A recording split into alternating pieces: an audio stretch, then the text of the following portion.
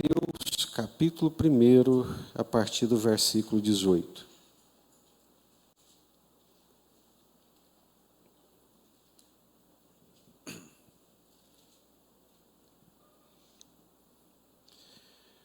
Ora, o nascimento de Jesus Cristo foi assim.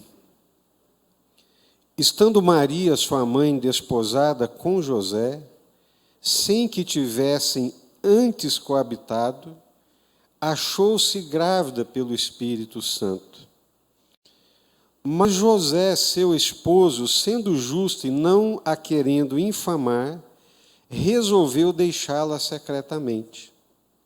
Enquanto ponderava nestas coisas, eis que lhe apareceu em sonho um anjo do Senhor, dizendo: José, filho de Davi, não temas receber Maria, tua mulher, porque o que nela foi gerado é do Espírito Santo. Ela dará à luz um filho e lhe porás o nome de Jesus, porque ele salvará o seu povo dos pecados deles. Ora, tudo isto aconteceu para que se cumprisse o que fora dito pelo Senhor por intermédio do profeta. Eis que a virgem conceberá e dará à luz um filho, e ele será chamado pelo nome de Emanuel, que quer dizer Deus conosco. Despertado José do sono, fez como lhe ordenara o anjo do Senhor e recebeu sua mulher. Contudo, não a conheceu, enquanto ela não deu à luz um filho, a quem pôs o nome de Jesus. Podem se assentar?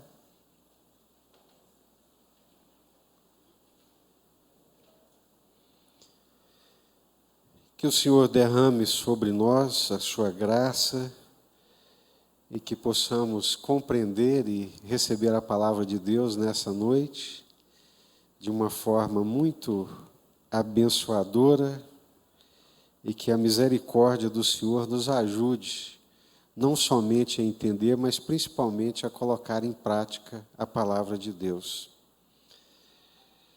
Nós estudamos aqui hoje pela manhã a genealogia do Senhor Jesus. Mateus, de uma forma muito sábia, inspirada pelo Espírito Santo, ele consegue ir acompanhando, os ancestrais do Senhor Jesus, e vai ali, Abraão gerou Isaque, Isaque gerou Jacó, Jacó gerou Judá, Judá gerou fulano, e o fulano, o ciclano, e o beltrano, e assim vai por diante. Abraão gerou Isaque. A respeito do Senhor Jesus, nós não podemos dizer isso. O Senhor Jesus, ele nasce de uma maneira diferente de qualquer um dos meninos que o precederam em toda aquela genealogia. Todos esses que o precederam e que lhe dão nome segundo a carne, o Senhor Jesus é gerado e nasce de uma forma sobrenatural, miraculosa, completamente diferente de todos aqueles meninos que aparecem na sua genealogia. Abraão gerou Isaque. Isaque gerou a Jacó. Jacó gerou a Judá. Mas nenhum homem gerou a Jesus. José não gerou a Jesus. O Senhor Jesus não é gerado por um pai humano. O Senhor Jesus, ele é gerado pelo Espírito Santo, de uma forma sobrenatural, que Lucas descreve de uma maneira muito mais minuciosa do que o Mateus, o Espírito Santo, o Espírito de Deus, o Espírito Criador, o Espírito renovador, o Espírito gerador, o Espírito da vida, envolve Maria, e de uma forma sobrenatural, esse Espírito Santo, de uma forma sobrenatural, fecunda o óvulo ali do ventre de Maria, e o Senhor Jesus é concebido no ventre daquela mulher. Toda a genealogia de Jesus, ela vem caminhando para poder chegar nesse ponto e nessa diferenciação. O Senhor Jesus, o seu nascimento, a sua concepção é completamente diferente de qualquer outro ser humano que pisou sobre essa terra.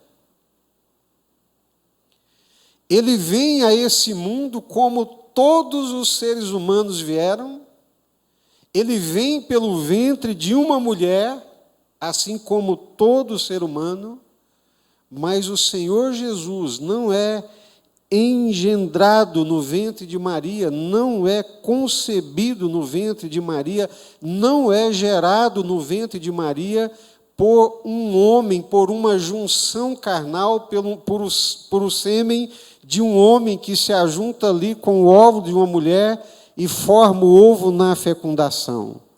Não, do Senhor Jesus não. Ele é único.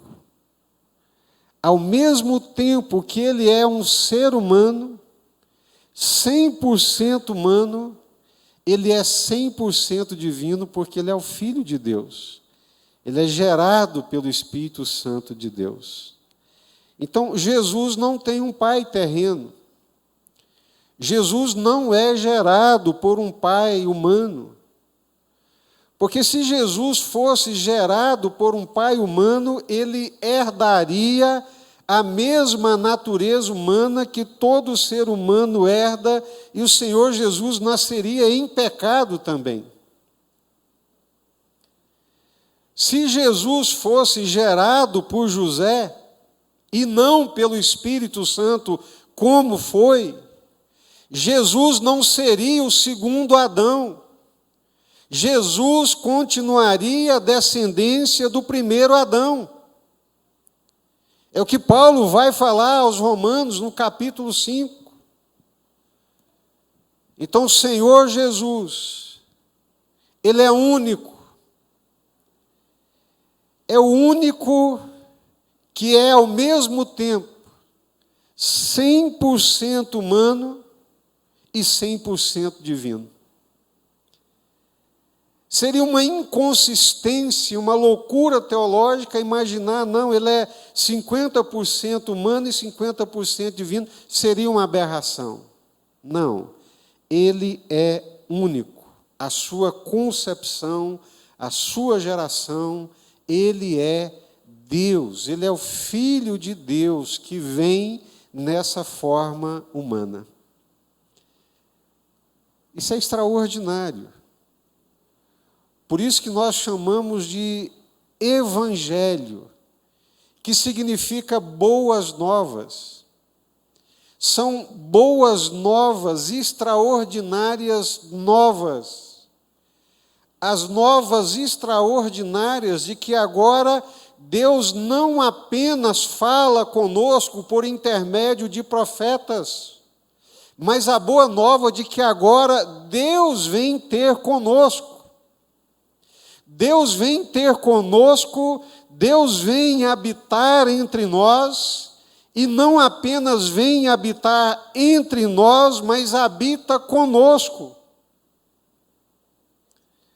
Ou seja, o Senhor Jesus, na sua divindade, ele poderia ter nascido de uma forma especial, diferente, miraculosa na forma do nascimento, mas não, ele nasce como todo ser humano nasce de mulher, criança, cresce.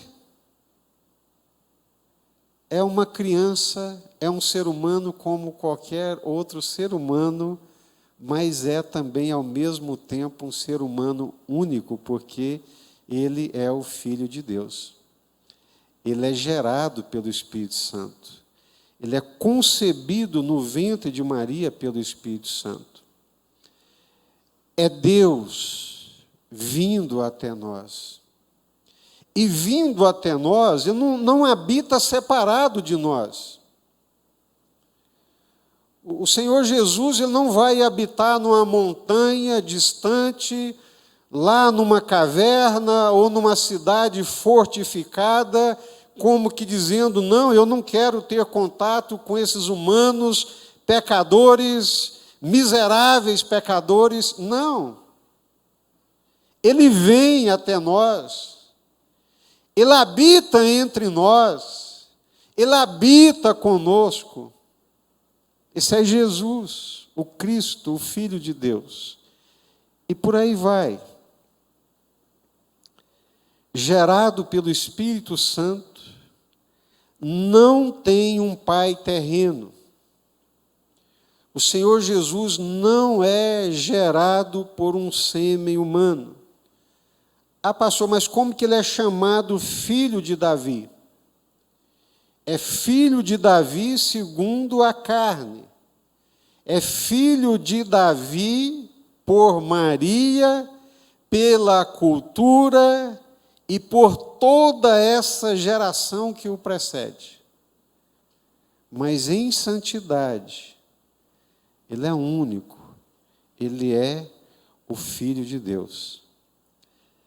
Agora, tem muitas outras coisas que me chamam a atenção nesse texto e que me encantam. A primeira delas é que o Senhor Jesus, esse ser único, que João diz que antes de Maria existir, Jesus já existia. Antes de José existir, Jesus já existia. Antes de Abraão existir, Jesus já existia. Lá em João 8, naquela pendenga com os judeus, e Jesus disse, antes que Abraão existisse, eu sou. E usa exatamente o tetragrama que é usado por Moisés para descrever o Deus eterno, El Shaddai. Antes que Abraão existisse, eu sou. No princípio era o Verbo era Deus e o Verbo estava com Deus. Quando todas as coisas foram criadas, lá estava Ele, lá estava Jesus.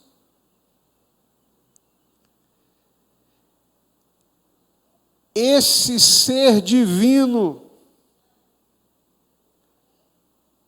segunda pessoa da Trindade, ele vem, ele se encarna.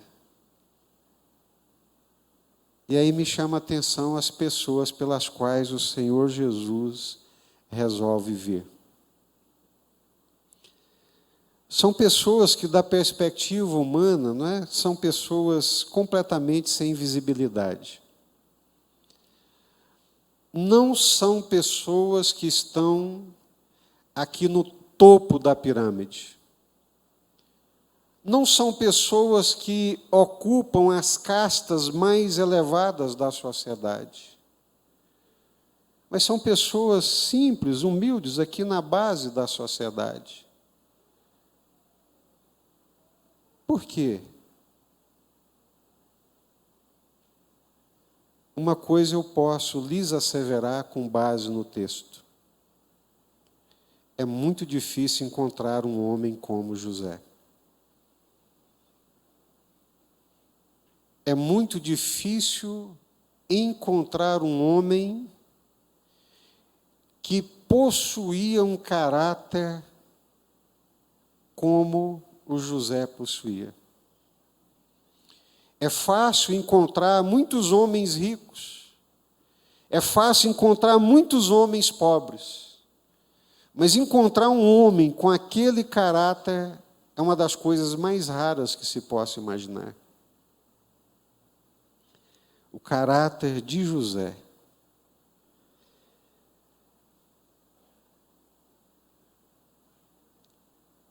Estando Maria desposada com José, sem que tivessem antes coabitado, achou-se grávida pelo Espírito Santo.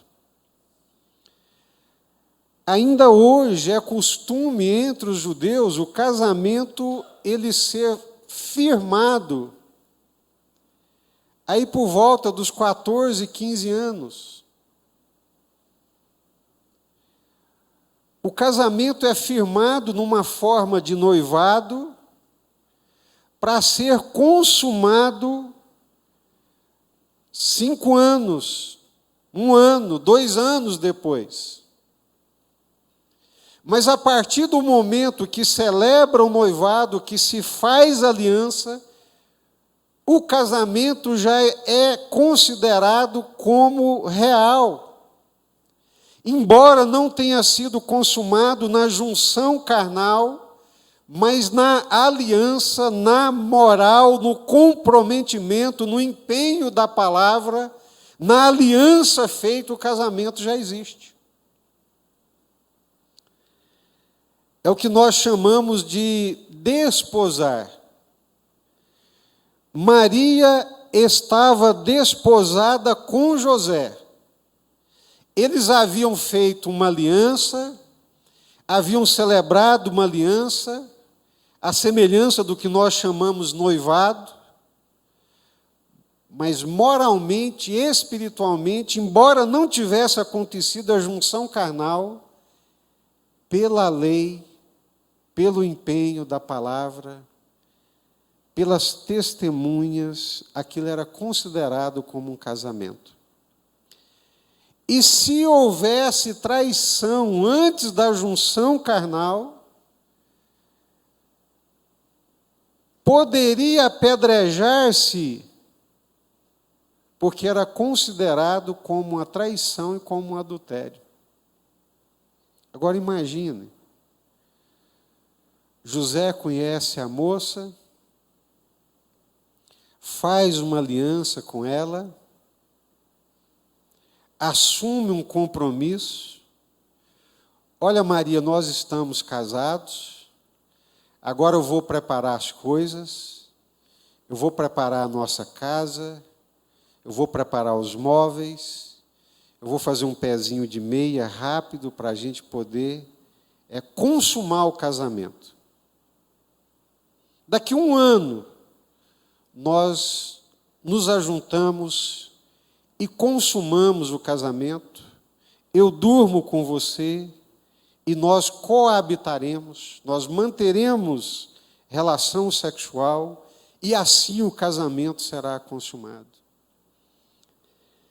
Só que nesse período do desposamento, até o dia da consumação do casamento, a Maria aparece grávida. Eu li para vocês aqui hoje de manhã a história de Judá com Tamar, que aparece na genealogia de Jesus. A Tamar apareceu grávida e disseram para Judá: a tua nora está grávida, Judá. E qual que foi a reação do Judá? Tira ela para fora de casa para a gente queimá-la. Vamos queimá-la. Essa foi a reação de Judá, um patriarca. Como é que eu empenho a minha palavra, você empenha a sua palavra, combinamos aqui nos casar, e agora você me aparece grávida? Mas José, seu esposo, sendo justo e não a querendo infamar, resolveu deixá-la secretamente. Que história é essa, Maria? Como é que você me aparece grávida? O que eu vou contar para os meus vizinhos, para os meus pais, para os meus irmãos, para os meus amigos, se não fui eu?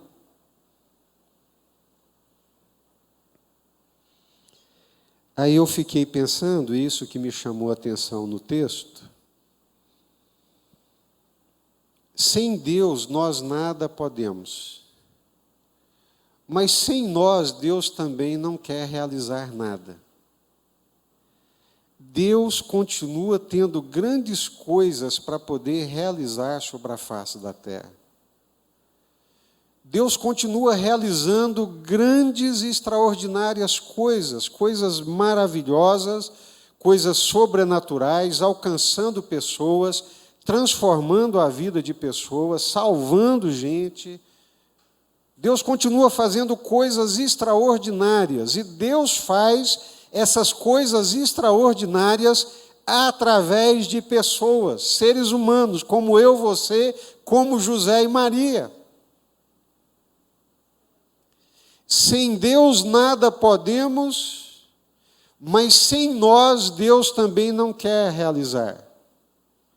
Deus realiza e opera grandes coisas na terra.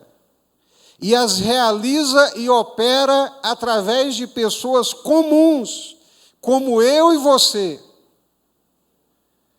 Mas, acima de tudo, pessoas que possuem um caráter reto, ilibado, um coração puro, um coração bom e um coração generoso. José tinha tudo para chutar o pau da barraca. José tinha de tudo para aprontar o maior escarcéu. Nós infamamos os outros por muito menos. Desandamos a nossa boca a falar mal dos outros por nada, sem nem ter uma prova concreta e material. Só de ouvir falar, nós damos vazão àquilo e derriçamos a madeira em cima dos outros. E o José não, tinha ali uma prova material e concreta de que algo tinha acontecido e que não era obra dele. Mas ele era justo, ele era temente a Deus. Quem é justo, quem é temente a Deus, respeita o outro, porque não tem maneira de ser justo se não for em relação ao outro. Ninguém é justo se não for na sua relação com o outro. Não existe essa de sermos justos numa relação com Deus, não. A nossa justiça se evidencia ou não pela forma como nós nos relacionamos com os outros. E José era justo pela maneira como ele se relacionava com os outros, pela maneira como ele exercia o seu direito. Quando eu olho para esse texto, quando eu olho para mim, quando eu olho para o tempo que nós estamos vivendo, quando eu olho para os crentes de hoje, eu falo, gente, está tudo errado. Está muito bagunçado.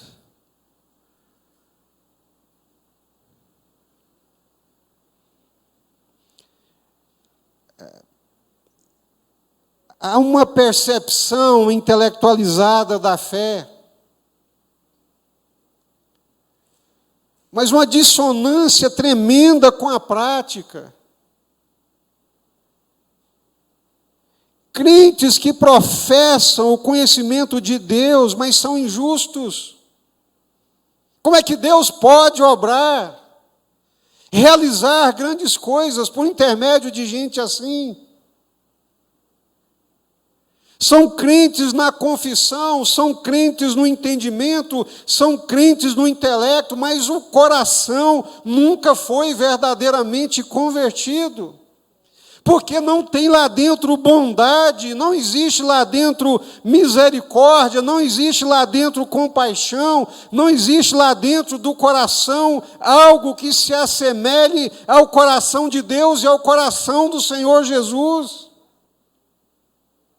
São corrompidos no coração, até iluminados no intelecto e na compreensão, mas quando se trata da relação com o outro, são aves de rapina,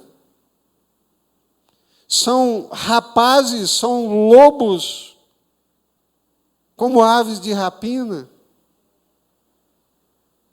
Aí eu repito, estamos diante da coisa mais extraordinária que Deus está realizando na história da humanidade. E Deus a realiza por meio de dois seres humanos extremamente simples e comuns.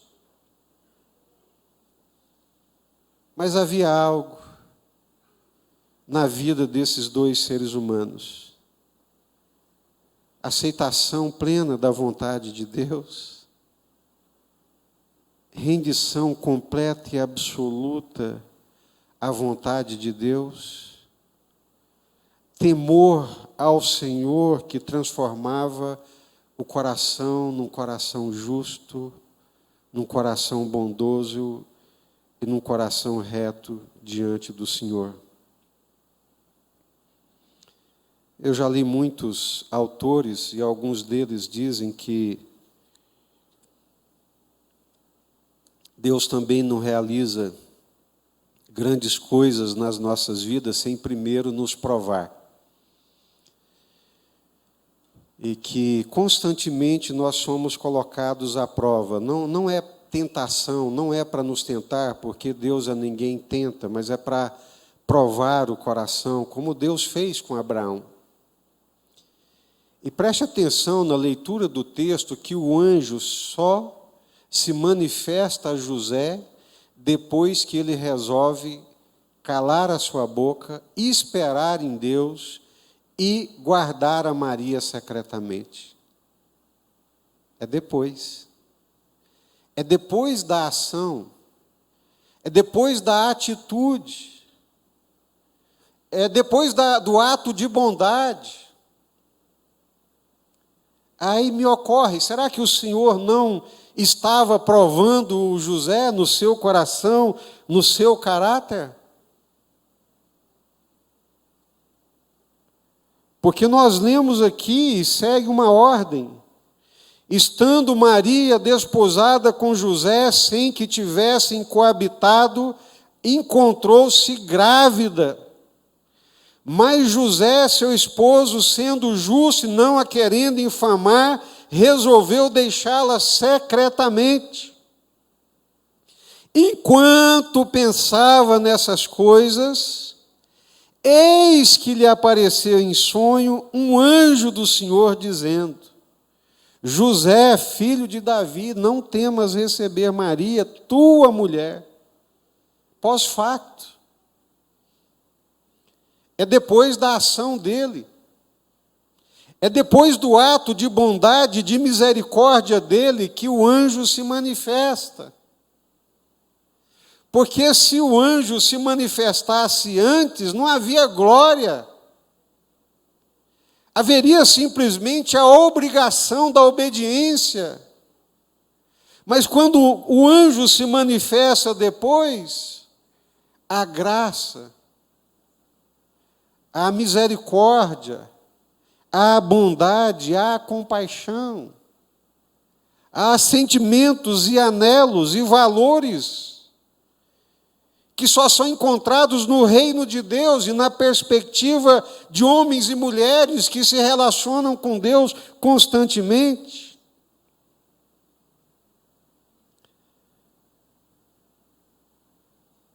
E aí eu fico pensando, não é? Eu passo boa parte da minha vida pensando, lendo e pensando.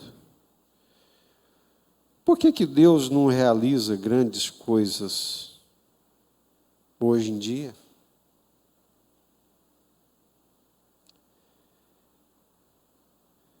As mãos do Senhor estão atadas, os seus braços estão encolhidos? Não.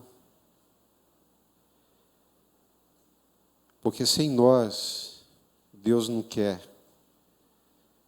Deus delegou a nós sermos os seus pés, as suas mãos e a sua boca aqui sobre essa terra. A igreja é o corpo de Cristo. A igreja são os pés, as mãos, a boca. Quando Deus quer abraçar alguém, Ele abraça através de nós. Quando Deus quer acolher alguém, Ele acolhe através de nós. Quando Deus quer exercer misericórdia e compaixão sobre a vida de alguém, Ele o faz através de nós, é através de nós, é por meio de nós que Ele age, que Ele realiza.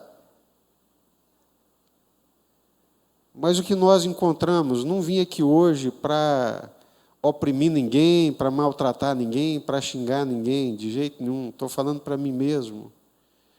Mas o que nós encontramos hoje é gente endurecida, é gente interesseira, é gente que pratica a injustiça, que ama a si mesmo e que parece que não tem o amor do Pai.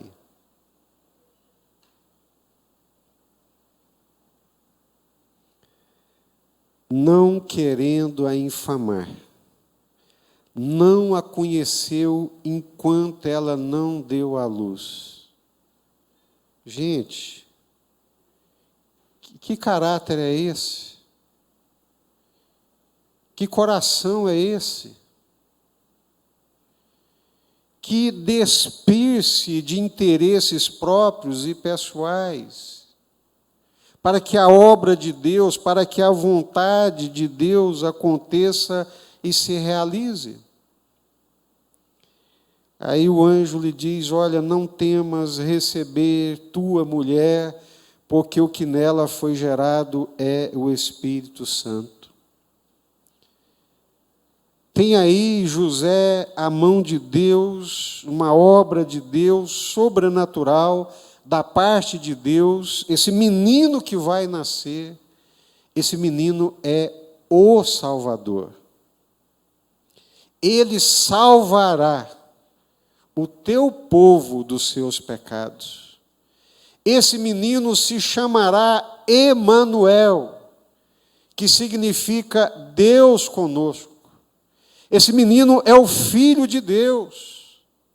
Esse menino que vai nascer, gerado pelo Espírito Santo, é o próprio Deus vindo até nós, na forma humana, para nos salvar, para nos redimir e para nos resgatar.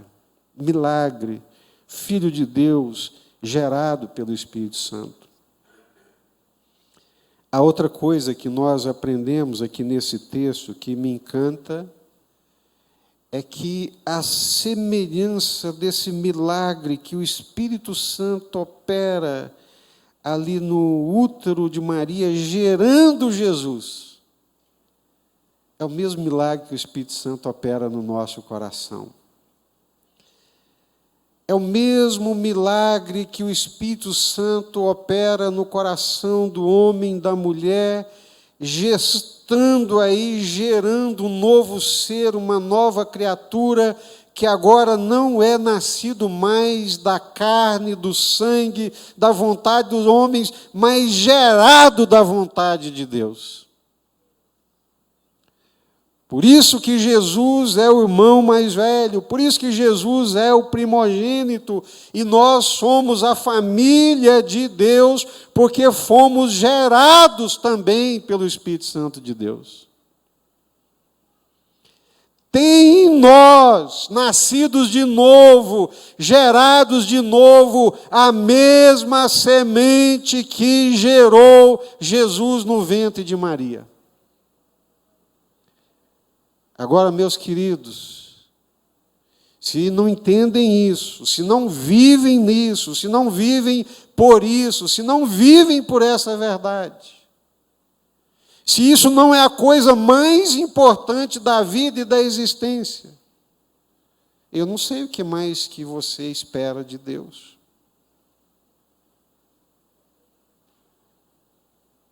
Porque ser também filho de Deus, gerado pelo Espírito Santo de Deus, da mesma forma como Jesus foi gerado no ventre de Maria, miraculosamente, sobrenaturalmente. Ora, se isso não nos encantar, se isso não nos levar a uma vida completamente diferente da vida comum que as pessoas vivem nessa terra, eu desconfio que esse milagre, que essa obra não aconteceu. Porque ela é sobrenatural, ela é miraculosa. E, gente, pelo amor de Deus, não é coisa de religião, de prática religiosa, de rito religioso, de ir na igreja, de batizar, de participar da ceia, que são coisas importantes, de ter cargo na igreja. Não é nada disso, é coisa do coração. É transformação do coração, é um coração bondoso, é um coração regenerado, é uma vida regenerada, que ama ao Senhor, que teme ao Senhor e que ama o próximo, porque houve alguma coisa sobrenatural, extraordinária que aconteceu dentro do coração. Essa é a palavra de Deus para nós nessa noite. Jesus não é gerado e não nasce como nasceram todos os meninos da sua geração. Jesus é gerado, ele é gestado no ventre de Maria pelo Espírito Santo de Deus. E não contou isso a priori para o José. Ele conta isso pós-facto. Isso é uma prova tremenda. Deus só conta para o José depois que a menina está grávida. Mas antes de Deus lhe contar, o caráter apareceu. A prova revelou o caráter. Ele era justo, ele era reto, ele era temente a Deus. Ele não jogaria o nome daquela moça na lama. Ele não exporia aquela moça que ele conhecia, que ele aprendeu a amar e respeitar. Não a exporia à vergonha e à desonra, enquanto Deus não lhe contasse o que é que estava acontecendo. Glória a Deus. Que Deus nos dê um caráter desse. E que nós entendamos que o mesmo milagre aconteceu conosco. Se é que aconteceu. Se aconteceu, espera-se que cresça a semelhante desse varão, que é o Senhor Jesus. O mundo gospel hoje está muito bagunçado. Tem crente hoje muito pior do que incrédulos que eu conheço. Ele é crente porque vai na igreja, ele é crente porque batizou, ele é crente porque participa da ceia, porque dá o dízimo, mas o coração dele, é um sepulcro caiado. Ele está branco por fora, mas o interior é cheio de rapina. É igual o fariseu. Lavou o copo só por fora, mas por dentro está sujo. É religioso, fala de Deus, prega, enche o saco de Deus e o mundo com essas pregações de crente, essa coisa chata, enjoada, mas quando ele é colocado à prova, o coração dele é ruim. O coração dele, há uma distância muito grande entre o discurso e o coração. Que Deus tenha misericórdia de nós. Que Deus nos livre nesses tempos maus, irmãos. A prova mais cabal de que realmente nós nascemos de novo é quando nós praticamos a justiça em relação ao outro, é quando nós amamos o outro e é quando nós nos parecemos com o Senhor Jesus. Sabe onde é mais difícil de exercer a vida cristã? O lugar mais difícil de ser crente é entre os iguais. É o pastor ser crente com os outros pastores, é o marido ser crente com a mulher e a mulher ser crente com o marido, é o irmão com o irmão. Porque quando você é crente com aquele que está acima de você, o pessoal diz que é juízo, né? Quem pode manda e quem tem juízo obedece. Quando você é muito bonzinho com aquele que está abaixo de você, é porque, na maioria das vezes, nós queremos os aplausos de que nós somos muito bons. Não é verdade? Agora, com os iguais, aí sim é a prova. José e Maria são iguais, eles estão desposados numa mesma aliança. E ele tinha direito de arrastá-la para fora, mandar que ela fosse apedrejada. Judá queria queimar a Tamar,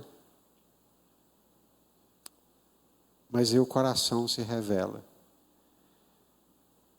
José era um homem justo. Ele era um homem bom. Ele era temente a Deus.